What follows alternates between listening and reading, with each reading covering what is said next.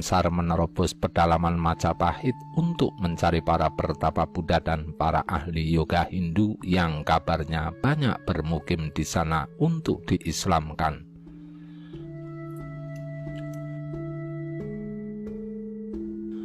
Benturan-benturan dengan para penganut ajaran pribumi membuat Syekh Siti Jenar semakin penasaran dengan ajaran sebenarnya rakyat Majapahit.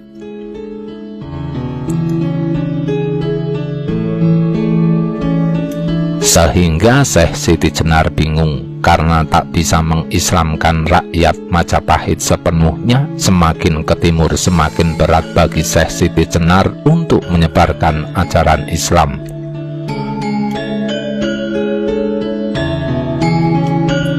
Dan hal itu membuatnya marah dan penasaran dengan tokoh yang begitu dicintai dan jadi panutan rakyat Majapahit. Karena setiap pertapaan dan tempat ibadah para penganut Hindu selalu menyebut nama Sabdo Palon sebagai sosok yang jadi panutan raja dan seluruh rakyat Majapahit.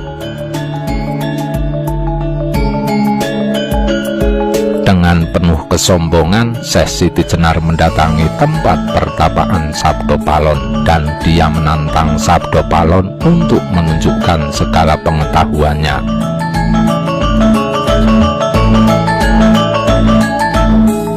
Tapi Sabdo Palon tak melayaninya, dia malah mempersilahkan Syekh Siti Jenar untuk mengajarkan semua pengetahuan dan ajarannya kepada para pengikut Sabdo Palon.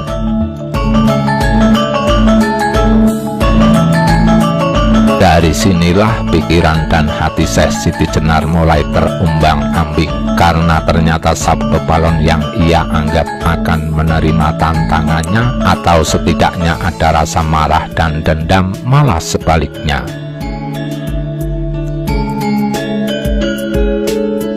Rasa penasaran Syekh Siti Jenar mulai timbul karena perilaku Sabdo Palon dan para pengikutnya.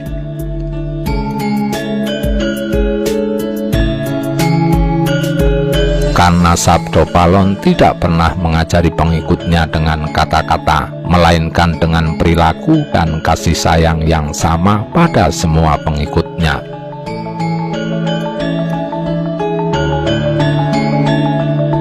Sebenarnya Sabdo Palon sudah paham dengan maksud dan tujuan Syekh Siti Jenar datang ke pertapaannya, namun dia tetap menghormatinya lebih dari sekedar tamu, melainkan saudara sendiri.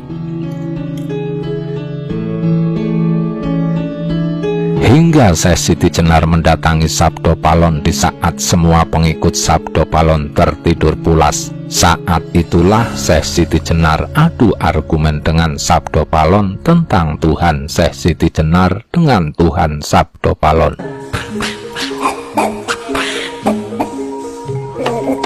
Syekh Siti Jenar hendak mengajari Islam kepada Sabdo Palon dan menunjukkan syariat Islam, hingga Sabdo Palon bertanya pada Syekh Siti Jenar, "Tuan, apakah Tuan mengetahui Tuhan Anda?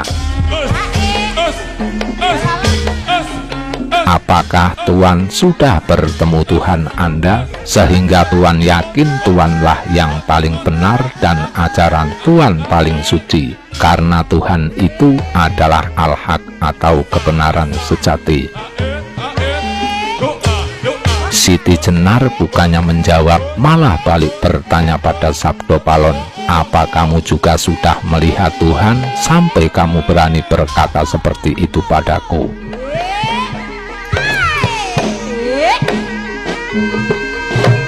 Sabdo Palon menjawab, "Ya, saya mengetahui Tuhan saya dan saya bertemu Tuhan saya." Mendengar jawaban itu, Syekh Siti Jenar tak percaya begitu saja dan bertanya, "Bagaimana aku mempercayai Anda dan Tuhan Anda?" Sabdo Palon menjawab, "Kalau Anda tidak percaya, coba tanyakan kepada Tuhan Anda." Jawab Sabdo Palon, "Baiklah, tunjukkan aku cara menemui Tuhanku agar aku mengetahuinya," kata Syekh Siti Jenar. Lalu Syekh Siti Jenar bertanya pada Sabdo Palon, apakah Anda sudah melihat keagungan Arsy? Sabdo Palon menjawab, sudah, bahkan aku melihat di atasnya Arsy masih ada yang lebih tinggi lagi kedudukannya.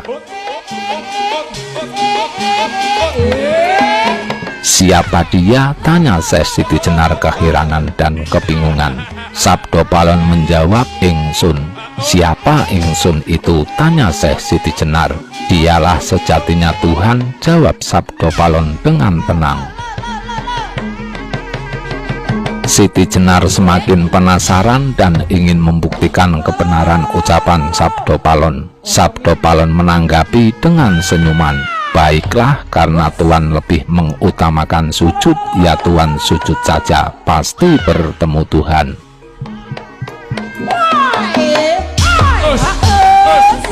Syekh Siti Jenar bertanya, berapa lama aku? Sabdo Palon menjawab, cukup sehari semalam Tuhan.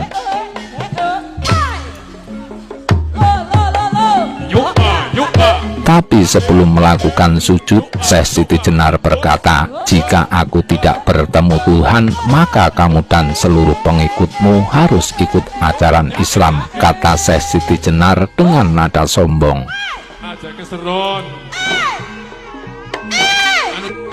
Sabdo Palon menjawab iya dengan senyuman.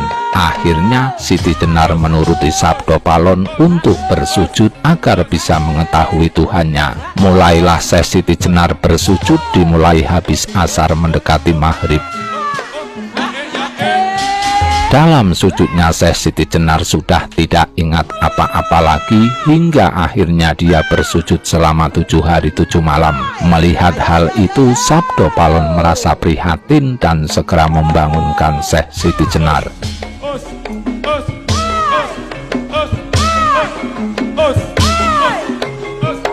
Sabdo Palon membangunkan Syekh Siti Jenar yang dalam posisi sujud didudukkan, kemudian diberi wewangian di hidungnya agar Syekh Siti Jenar cepat kembali sadar.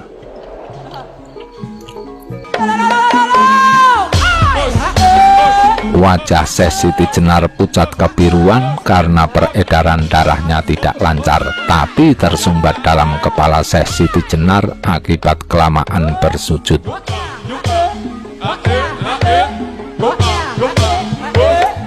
Setelah sadar, Sabdo Palon bertanya lagi, berapa lama Anda sudah bersujud Tuan Syekh? Sehari semalam, jawab Syekh Siti Jenar. Sabdo Palon tersenyum menjawab, Anda lupa, Anda sudah bersujud 7 hari 7 malam. Syekh Siti Jenar merasa kaget dan tak percaya. Masa selama itu, kata Siti Jenar dalam hatinya. Sabdo Palon meyakinkan Siti Jenar dan berkata, Anda lihat bulan saja nanti.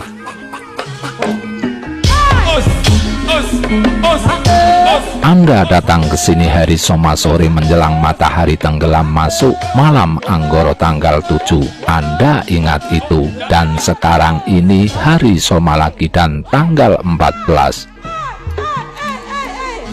Kemudian Sabdo Palon melanjutkan pertanyaannya, apakah dalam sujud Anda yang selama itu Anda sudah bisa bertemu Tuhan?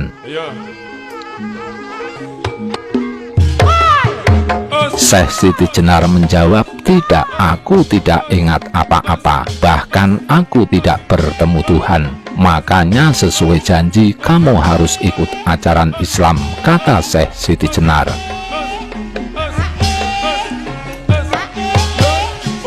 Nanti dulu, jangan gugup, kata Sabdo Palon. Dengan sujud Anda yang 7 hari 7 malam saja, Anda tidak bisa melihat Tuhan atau melihat kebenaran sejati. Bagaimana dengan sujud yang cuma sebentar, kok Anda sudah merasa paling benar dan suci? Sekarang begini ya Tuan Syekh, Anda ikut denganku duduk semedi. Toh di ajaranmu juga ada, cuma beda nama yaitu iktikaf. Kemudian Syekh Siti Jenar melakukan apa yang Sabdo Palon lakukan. Dengan izin Tuhan Yang Maha Esa atau Gusti Kang Akarya Jagat, Syekh Siti Jenar dibawa terbang melintasi 7 semesta kehidupan. Dia ditunjukkan perjalanan jiwanya dari Al-Amarah, Al-Luamah, Al-Mulhamah, Al-Mutmainah, Al-Sufiyah, Al-Lubiyah, dan Al-Sir, di mana semua rahasia di atas rahasia dijabarkan. Dan pada akhirnya Syekh Siti Jenar sampai pada ajna, yaitu proses di mana manusia sudah tidak bisa apa-apa.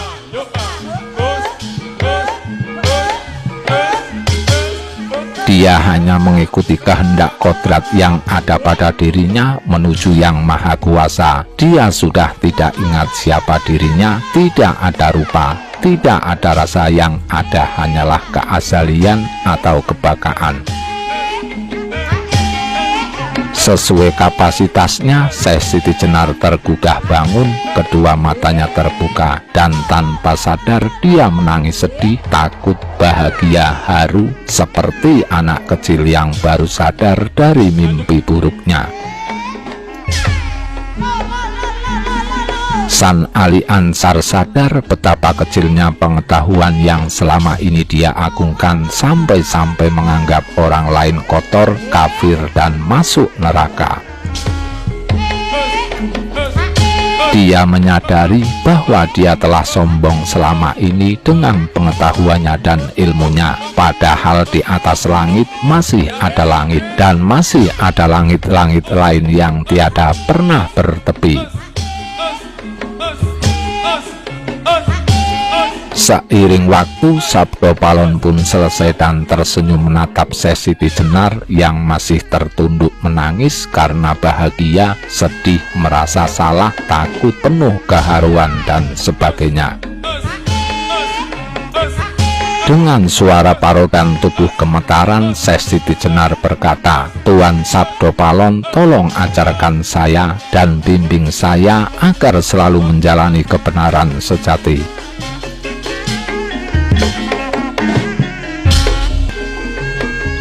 Sabdo Palon menjawab, "Tidak perlu anakku, karena ajaran Anda juga benar, hanya saja janganlah Anda merasa paling benar. Tentunya ajaran lain dan orang lain pun bisa merasa ajarannya paling benar. Anda juga tahu, anakku, bahwa yang mawujud dan yang tertata ini adalah kebenaran dan keberadaan dari Tuhan. Pesanku, jangan Anda tinggalkan ajaran Anda ya anakku, karena itu juga benar."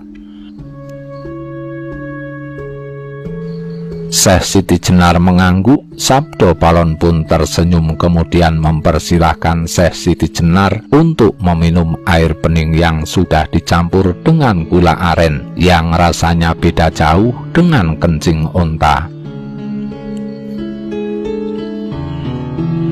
Agar San Ali Ansar yang sudah tidak makan dan minum selama 7 hari 7 malam karena bersujud dan ditambah semedi selama setengah malam segera sehat.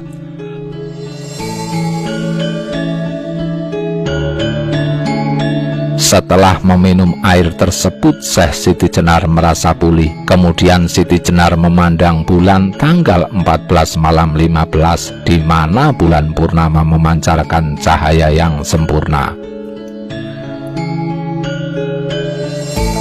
Siti Jenar merasa beruntung bisa bertemu dengan seseorang yang rendah hati mengajaknya berjalan dalam semesta hidup yang ada pada dirinya, sehingga bisa mengetahui semua nafsnya atau jiwanya.